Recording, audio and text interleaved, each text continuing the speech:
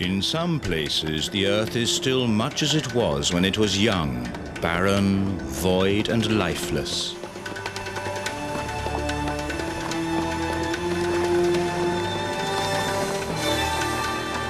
Yet it is here that the very source of life is found, the substance encrusting the wounds of the Earth. Without it, our planet would be as dead as the moon. Life depends on this substance as much as it depends on water.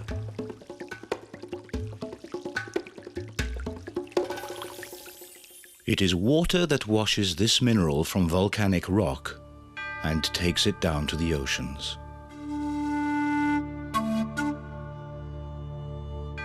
Wherever rivers feed into a drainless basin, these saturated waters form vast lakes, some of them veritable inland seas. But climates change. As rainfall declines, the rivers that feed such lakes dry up.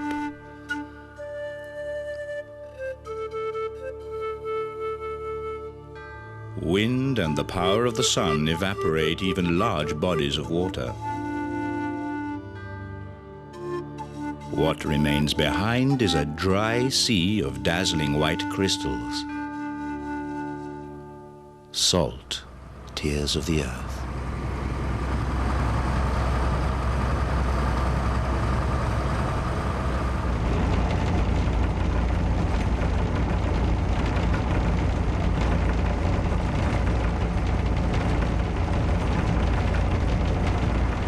The Altiplano is vast, always a little vaster than people can imagine.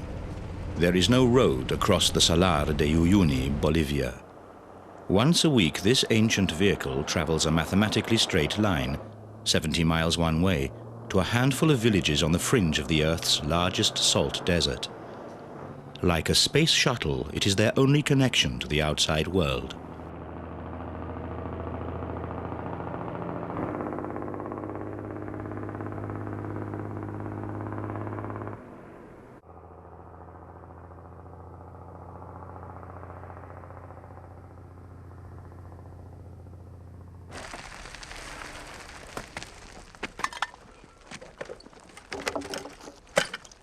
Salt is the essence of life, and nowhere is this as true as in Colchani. Absolutely everyone here lives from the salt trade.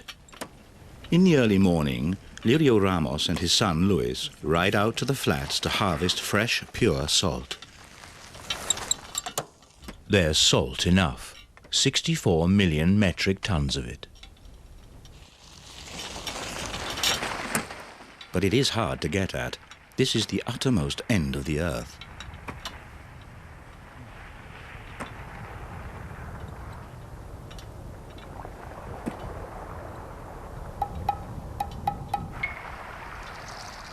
To make things worse, the salt flats are surrounded by a ring of impassable bog.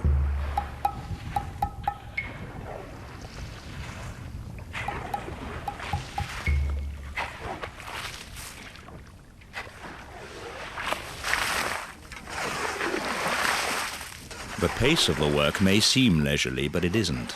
11,000 feet above the sea, the air is thin. Every shovelful seems twice its actual weight. In fact, the men are in a great hurry. Salt can only be harvested during short periods when conditions are right. Often the salt pans are either flooded with meltwater from the Sierras or sealed by ice. The sun is brutal, its power magnified by the dazzling crystals. Without protection, the men would go blind in a single day.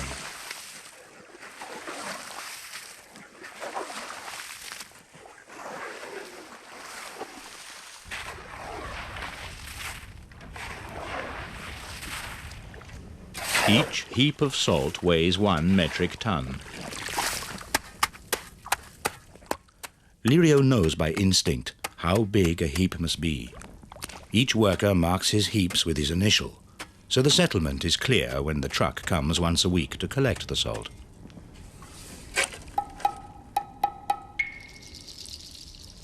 For the sake of this white crystal, blood, sweat and tears have been shed throughout millennia. Human blood, sweat and tears contain about as much salt as does seawater. Just to survive, the body has to take in 5 to 10 grams of salt every day.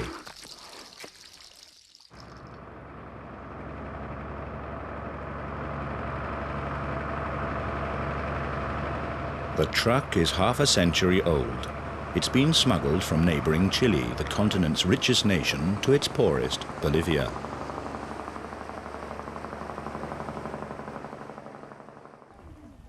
Chilean companies produce salt in a big industrial way, harvesting even in Bolivia and making salt a cheap commodity. With their manual production, the small family businesses around Colchane have to struggle against powerful competition.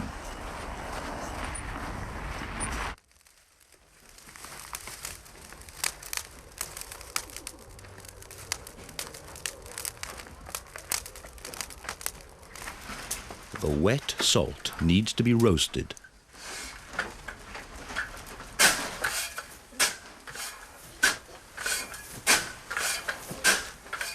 Above the timber line, cactus and desert brush are the only fuel available.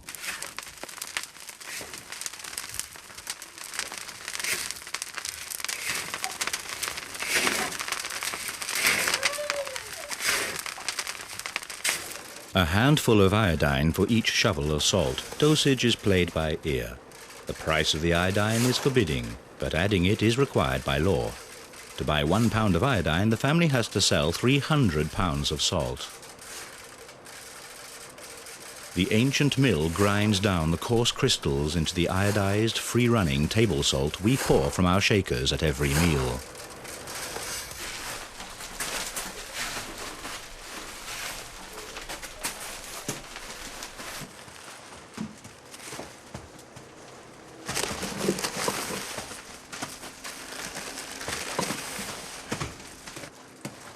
Colchane still supplies much of Bolivia with salt. Doña Lupe's plastic bags with the red design are found in grocery shops all over the country.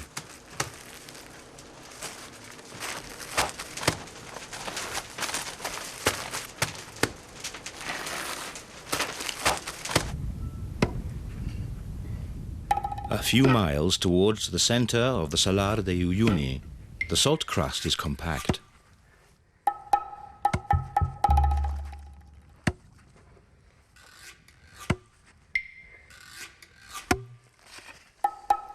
This compact salt calls for a different harvesting technique. With incredible precision, Wilfredo hacks furrow after furrow into the crust.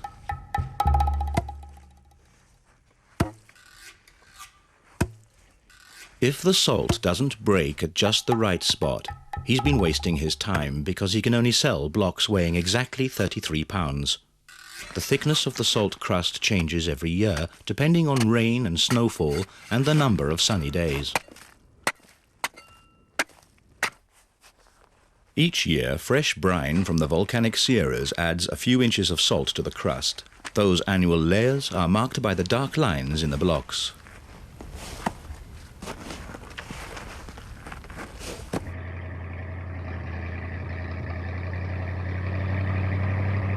Every 2 days, Don Martin takes his and Wilfredo's harvest back to the village on his 1952 Dodge Transporter. A plastic bag always hangs underneath the engine to catch dripping oil. At the end of the trip, Don Martin simply pours it back into the system.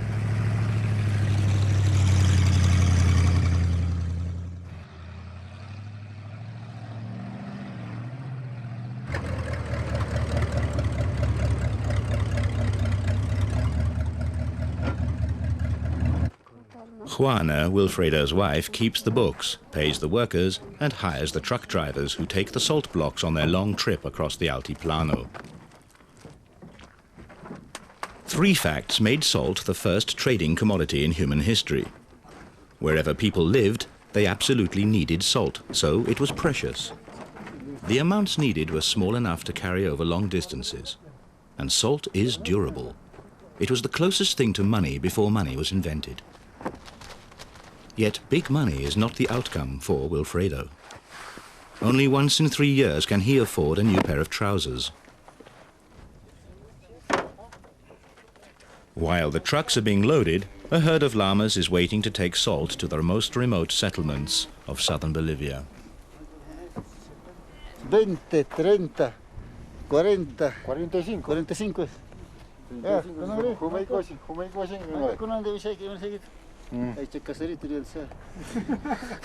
Ja,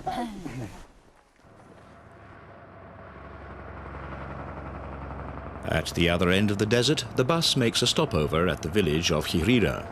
It runs 3 days a week. Then the driver, who is also a mechanic, rests for 1 day. Another 3 days are spent on repairs to make sure the ancient vehicle will not leave its passengers stranded in the middle of the salt flats.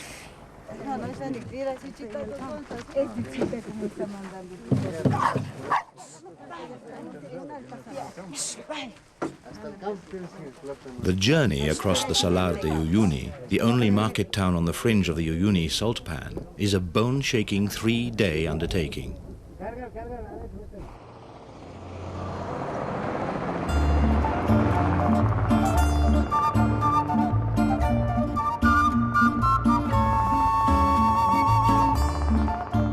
Even though the only 3 fords across the swamp are marked and fortified, surface water makes the ground treacherous until long after the rainy season.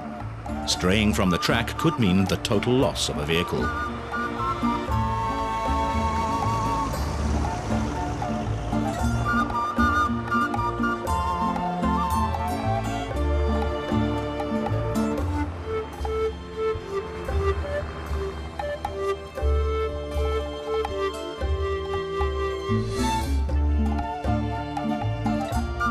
Since workers on the salt flats can't count on a regular income, they harvest from the first dawn until night falls. In spite of the bitter cold, they often spend the night out here in a shelter built of salt blocks.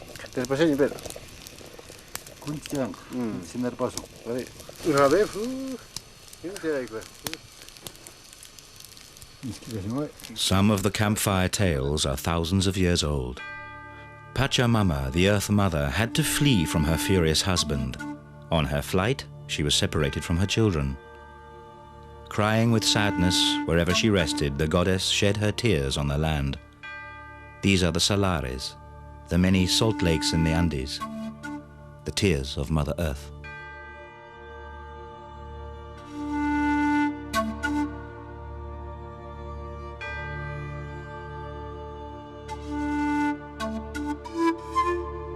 All around the Salar de Uyuni, there are remnants of ancient settlements of an unknown prehistoric people.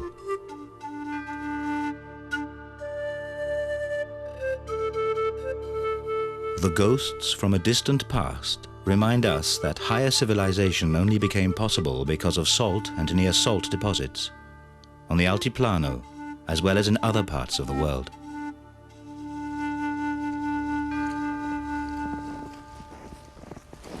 A world and 3 millennia away in the heart of prehistoric Europe, salt made people cross the high Alps even in the middle of winter. The white crystal was considered almost as precious as gold. 3,000 years ago, the first highly developed civilization in Central Europe rose around a giant salt mine in the Austrian Alps.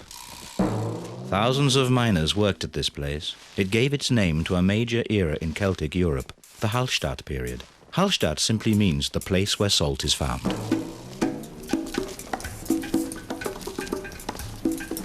The Halstadt miners left enigmatic heart-shaped marks in the ancient tunnel walls. Here, prehistory comes to life and at the same time poses riddle after riddle.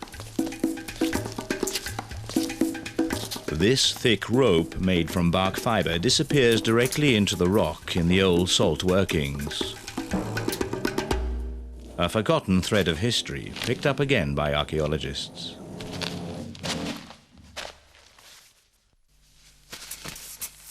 Wherever they dig, they find traces of the Halstadt miners, tools, scraps of leather, shoes.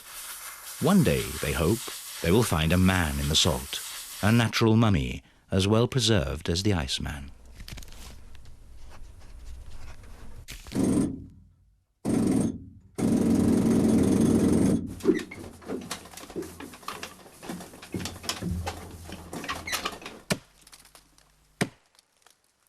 The archaeologists are using their finds to reconstruct the first tools of bronze and iron and try them out.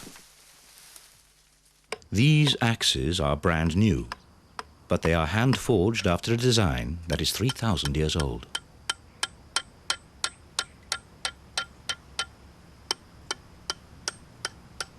The great salt deposit that would attract so many people, how was it found? The key was water. Salt springs gave the clue to the underground treasure. 130 million years ago, tectonic forces pushed up the Alps from an ancient sea floor. Billions of tons of seawater evaporated, creating the mighty salt deposit that was eventually buried between folding and doubling rock strata.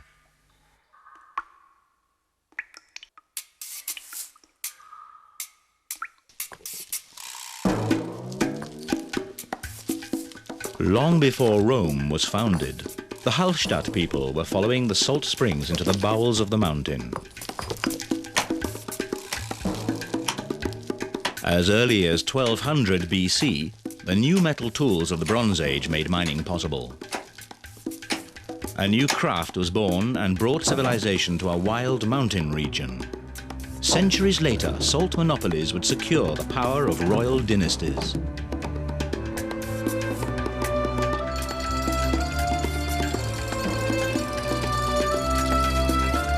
Industrial mining methods in the 20th century made us take the salt on our dinner tables for granted. The back-breaking toil of salt mining is long forgotten.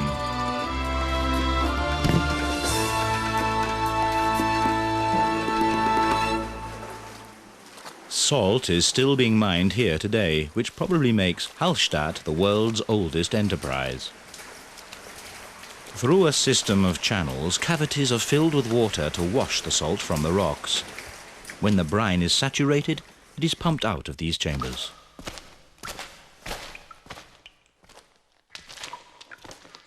With laser rays, subtle shifts in the cavern walls and ceilings are monitored. Once a year, the entire production is halted to check the safety of the mine. Although salt mining is now largely automated, miners still spend long days underground.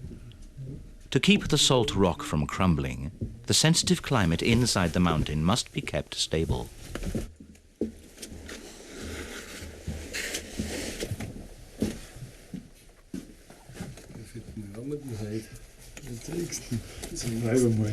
Humidity, temperature and oxygen content are constantly controlled. 15 Kubikmeter. 15. 7 Grad. 7 Grad. Und 62 Luftfeuchtigkeit. On these inspection tours, the mine foreman and his assistant make a lot of mileage. The only lane down here is the fast lane.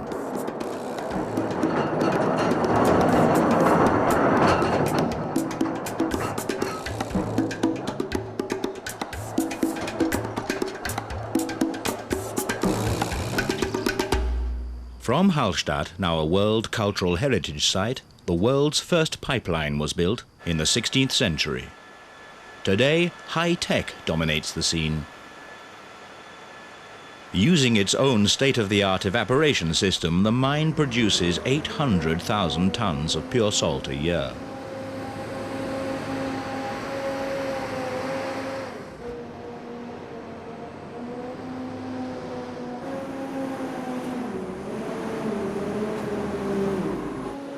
In modern Halstatt, salt from a primeval ocean is being extracted from the depth of the Alps by dissolving salt in water. In contrast, an ancient method based on the very opposite process is still in use on Portugal's Atlantic coast. Here, salt is extracted directly from seawater. Work starts at 7, meaning Valdemar is expected at 7:30. After 7:30, the boss gets impatient.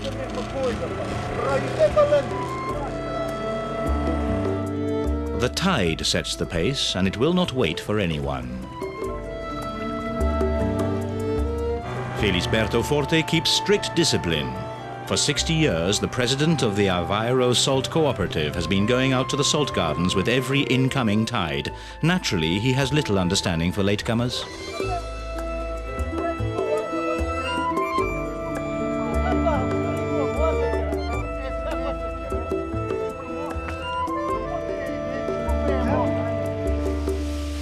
Harvesting salt from the sea is not simply a matter of waiting for the sea water to evaporate. It is a sophisticated science, passed on from generation to generation since Roman times, and it is far more complex than it seems. Valdemar and Gabriel carefully scrape the salt from the clay lining of the pool. This work demands a sensitive touch and much patience, and it depends on just the right weather.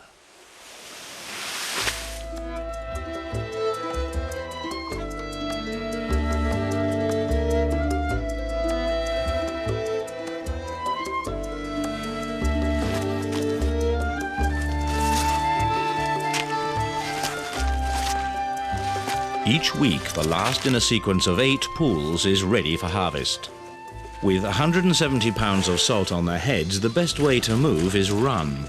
The man with a full basket has the right of way. Stopping would mean dumping the load or breaking his neck. And there is haste too. Only a few men can work here at the same time. And the harvesting season only lasts from July to September. Then the autumn rain will flood the salt gardens. Before salt was produced in a big industrial way and shipped around half the globe, people in many places of the earth needed to toil excessively for this necessity of life.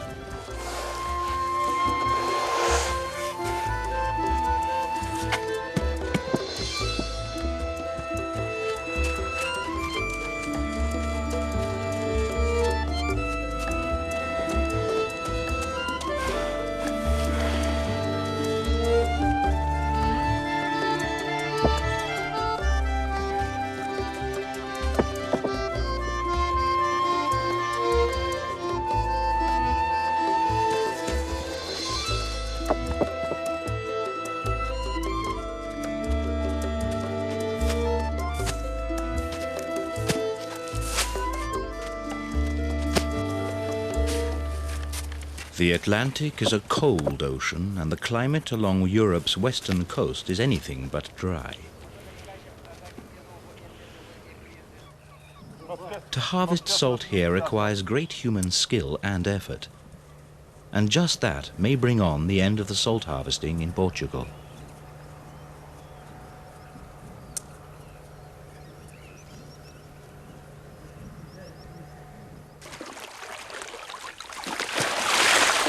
The men have been working hard in the heat.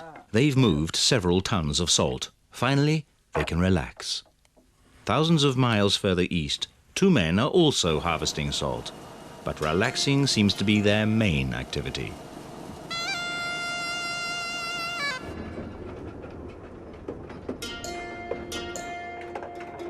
The chief engineer of the Turkmenistan Salt Company drives his goods train across a vast lagoon on the coast of the Caspian Sea. This natural salt garden is the richest salt deposit in the world. Treasure Bay, Lenin called it.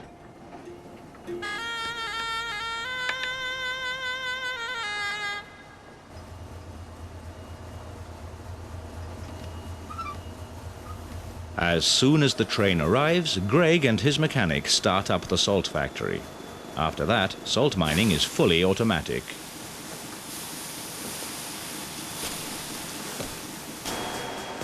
At least as long as the old lady can keep it up.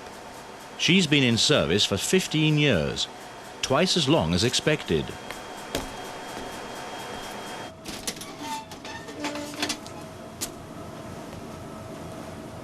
Everything is working as usual, and even the chief engineer can devote his attention to the state of play on the chessboard.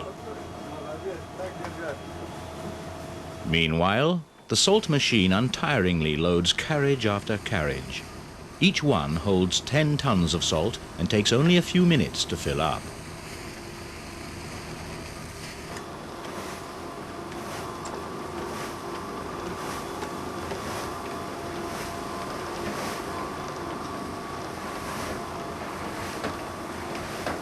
The chief engineer has spent all his working life on the lagoon. This year he completes a cycle. The machine is now again harvesting on the exact location where he first started harvesting salt at 16.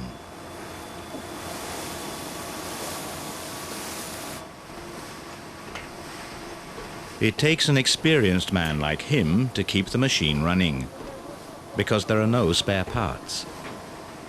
Made in the Ukraine, it dates from the days before 1991, when Turkmenistan was a Soviet republic. Today, Turkmenistan is independent. The salt reserves in the lagoons of Turkmenistan are immense. Even though the machine eats its way through several square miles in just a few weeks, harvesting seems to be a never-ending story. The salt is constantly replenished by fresh seawater that flows into the shallow lagoon from the Caspian Sea and then quickly evaporates into the sky in this extremely dry climate. Two huge rotary heads penetrate 6 feet down and scrape away the soft, soggy crust of salt.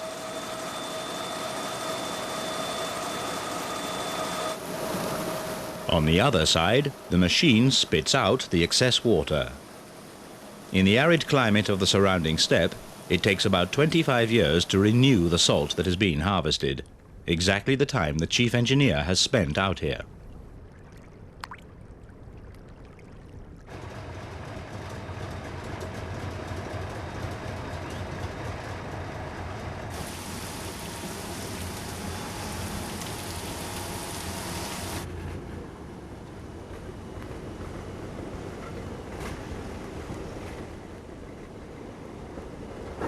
Before the railroad was built in the 60s, thousands of laborers would carry the salt across the lagoon on their backs.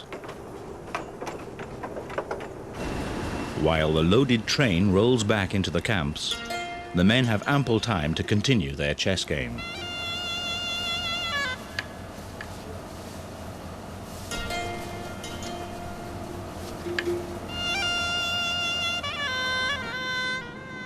Nowhere in the world is corrosion as aggressive and rapid as here. Vladim needs oil and more oil as well as expert knowledge to keep the venerable machine in working order. The relaxed atmosphere of the chess game is deceptive. Only natives of the Kazakh steppe have been able to endure this harsh climate.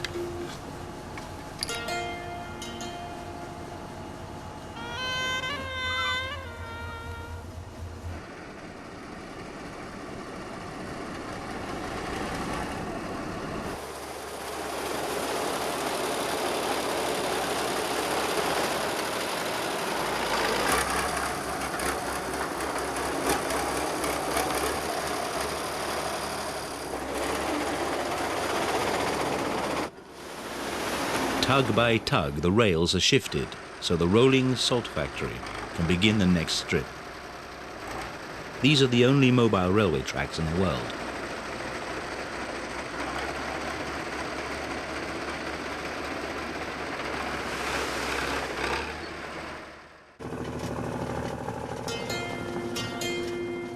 The 50-ton train must be steered over the wobbly rails with utmost care.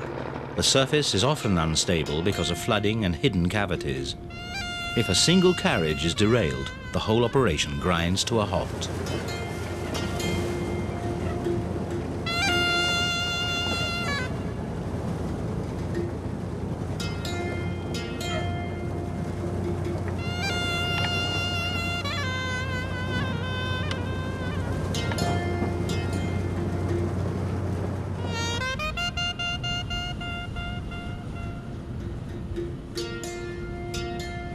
During the Stalin era, this lagoon served a double purpose. The lagoon was a gulag, and its object was the mass destruction of political enemies. Endless columns of forced laborers would be marched across these salt flats. For hundreds of thousands, it was a journey of no return.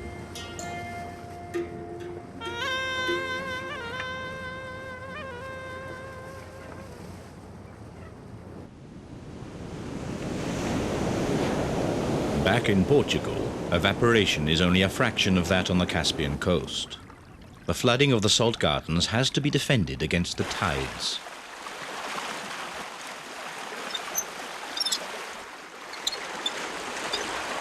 Felisberto Forte opens the water gate of the main basin that feeds the entire salt garden.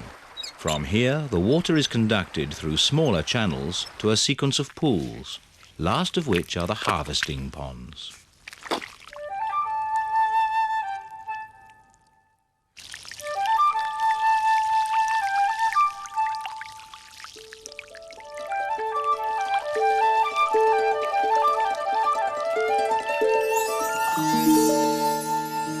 Step by step, with every new basin, the salt concentration gradually increases. Sun and wind slowly evaporate the water until the salt begins to crystallize.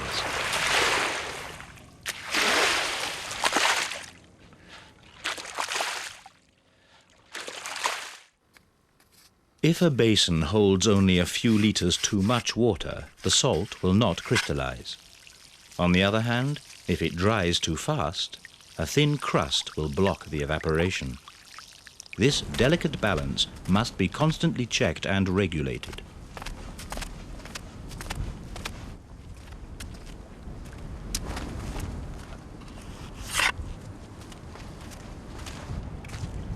Felisberto is 73 years old. He and his aides have spent a greater part of their lives working outdoors near the seaside, under the constantly changing sky of the Atlantic coast. But there are places where the weather hasn't changed in 1,000 years. 400 feet underground, the salt pits of Wieliczka near Krakow, Poland, have been the workplace of countless generations of miners. At the pit head, the morning shift is preparing for duty.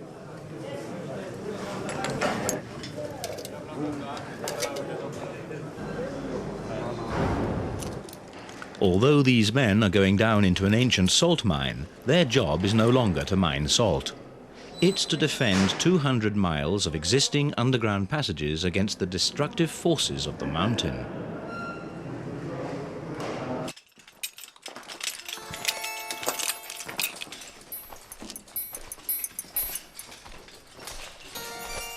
Even the way to work is extremely difficult for the miners.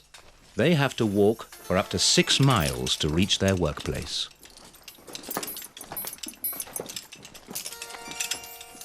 Shafts and tunnels are being conquered back by the salt, with crusts and crystals relentlessly encroaching through the walls.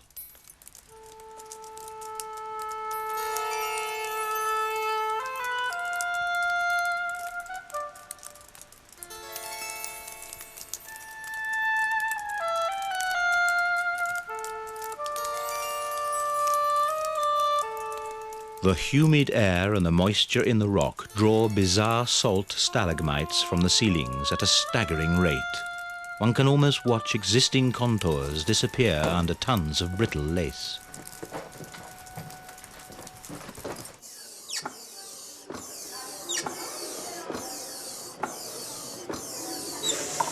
But it's exactly the high salt content and moisture in the air that makes the ancient mine worth fighting for.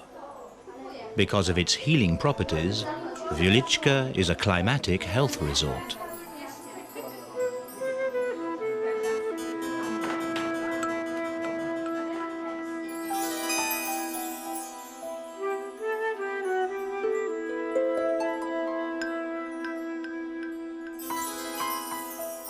A 100 years ago, a health visit to the salt mine was a fashionable outing for privileged aristocrats.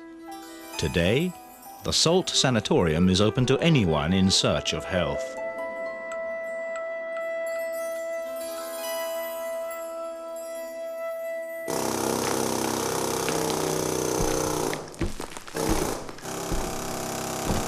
The mountain exerts enormous pressure on these huge underground halls. Supporting the ceilings and removing new salt crusts is tough and dangerous work. Curiously, some of these miners are professional mountain climbers.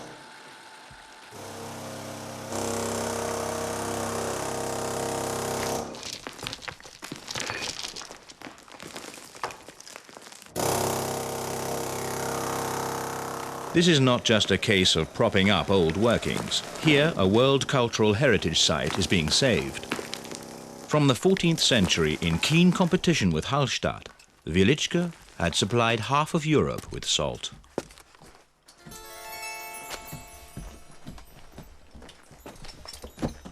Since medieval days, the Catholic faith has played a great role in Poland, and the miners of Wieliczka have always been among the most stalwart believers.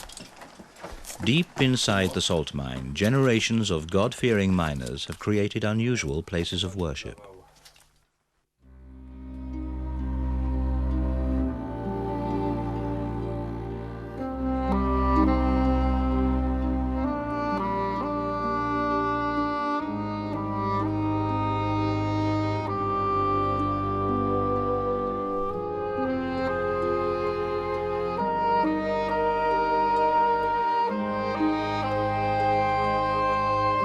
Everything, pillars, statues and altars, is made of salt, and thus inexorably doomed to ruin. The high humidity gradually dissolves all contours.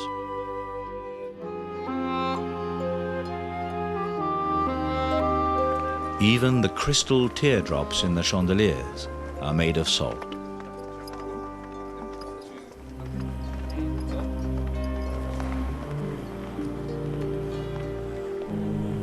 This is an inverted cathedral, not erected stone by stone, but hollowed out from inside the salt mountain.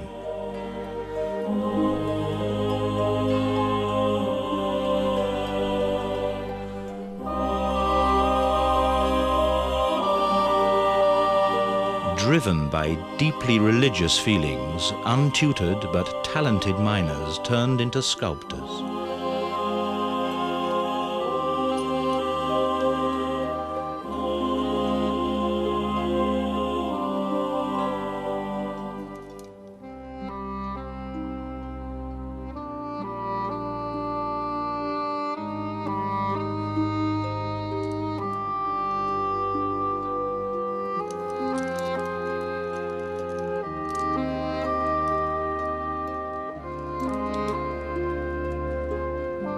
In the chapel of the Blessed Princess Kinga, masses and miners' weddings are celebrated to this day.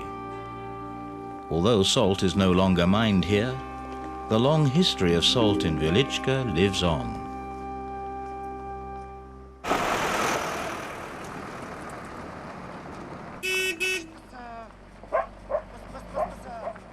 An ancient tradition may soon be altogether lost in the Bolivian Andes. A few years ago, llamas were almost the only means of transport. Today, the llama caravans are literally being pushed off the road. This could be one of the last caravans. Maybe the last one.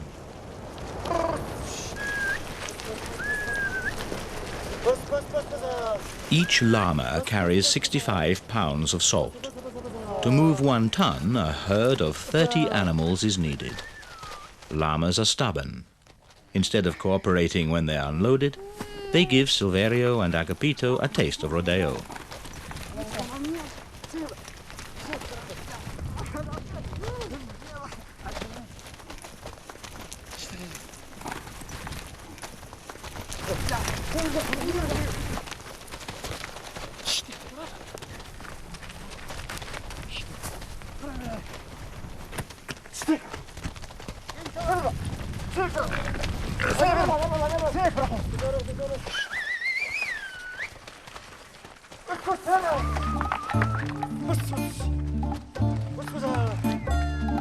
But the llama's obstinacy also has an advantage.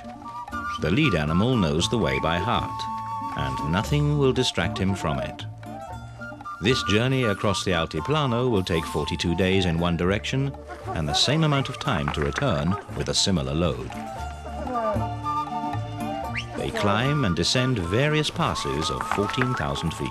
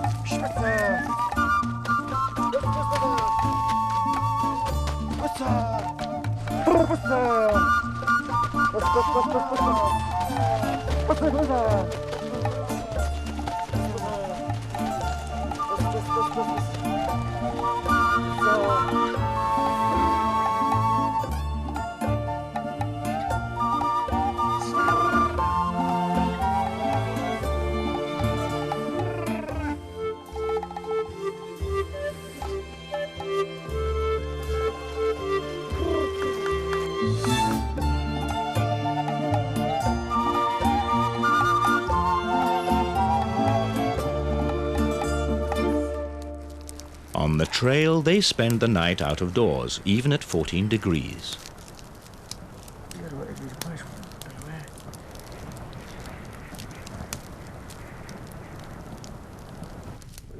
In the morning, the llamas' coats are thick with frost. It takes 2 hours to catch and load the willful beasts after their nightly search for grazing.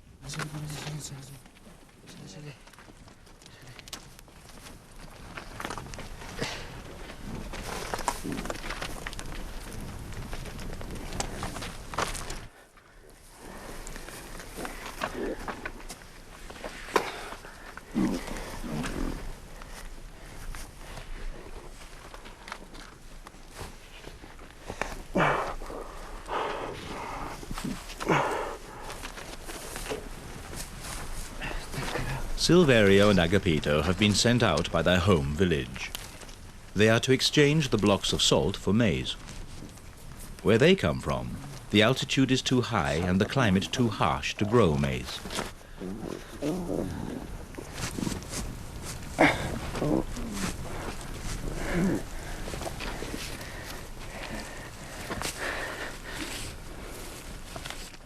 The llama caravan only covers 10 miles a day. But after the 3 months round trip, the animals need the rest of the year to recover from their exertions.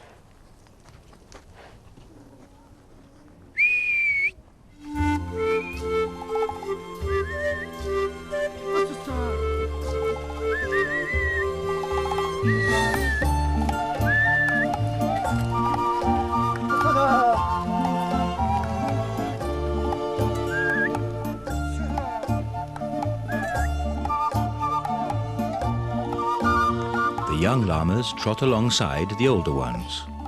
Eventually, every animal in the herd knows the ancient trail across the Altiplano. This is where the barren Altiplano ends. Further down the mountainside, the steaming jungle begins. Half the journey is over.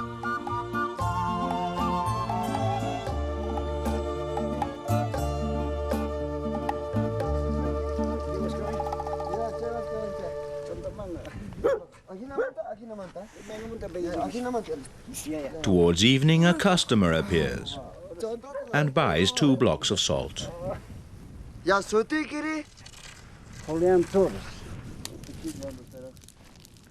Silverio keeps a careful record of the sales. He's responsible to his village community at home.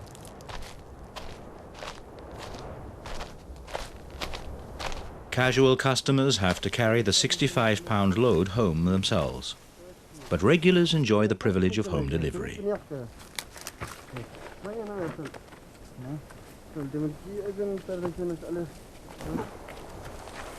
The 2 young men have to carry the blocks on their backs.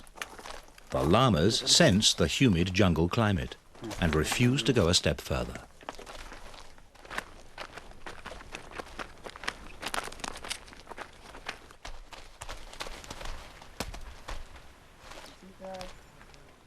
The salt is paid for with something much more valuable than money. The year's harvest of maize is in this basket. The buyer weighs the salt against his cobs of maize, 1 to 1.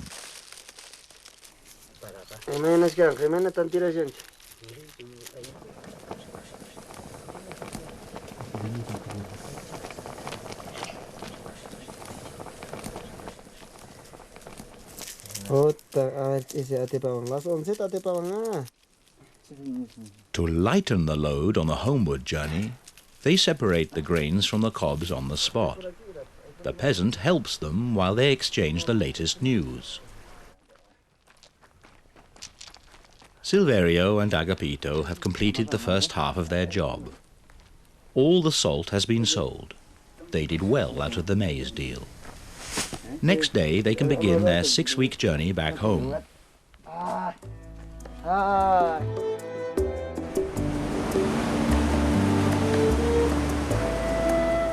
In Portugal too, the year's work on the salt mine is nearing its end. Violent rainstorms are the harbingers of autumn.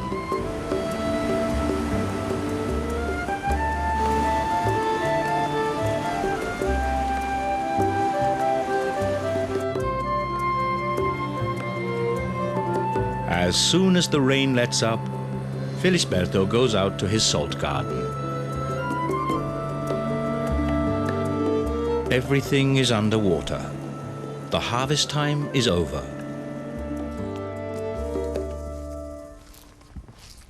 The heaps of salt made in the summer have been protected against the wind and the rain with a layer of straw. Now they are waiting to be taken to a dealer's storage house.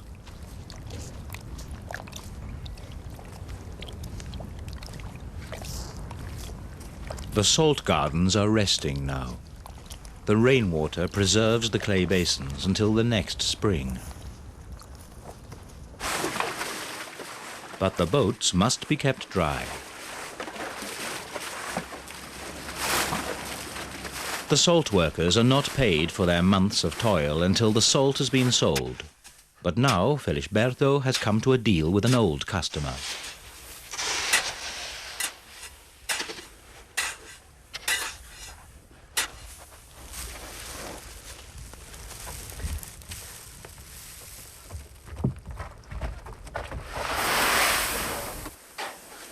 Valdemar and Gabriel have to carry 10 tons of salt to the boat, a quarter of a ton at a time.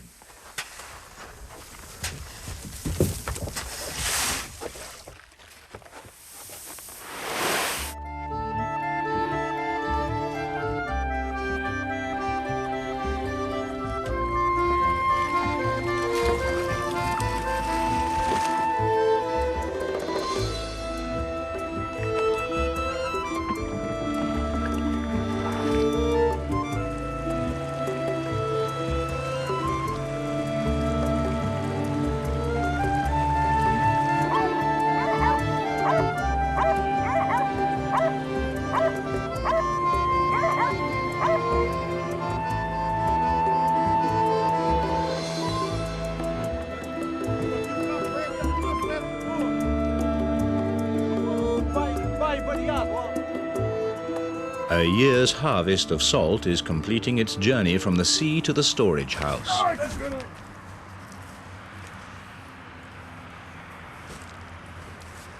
Year after year after year, the old lady who trades in salt has been instructing the men where and how to pour their loads. And here she goes again. Ai, Gabriele, põe aí já, homem, que é para ir tirar amanhã.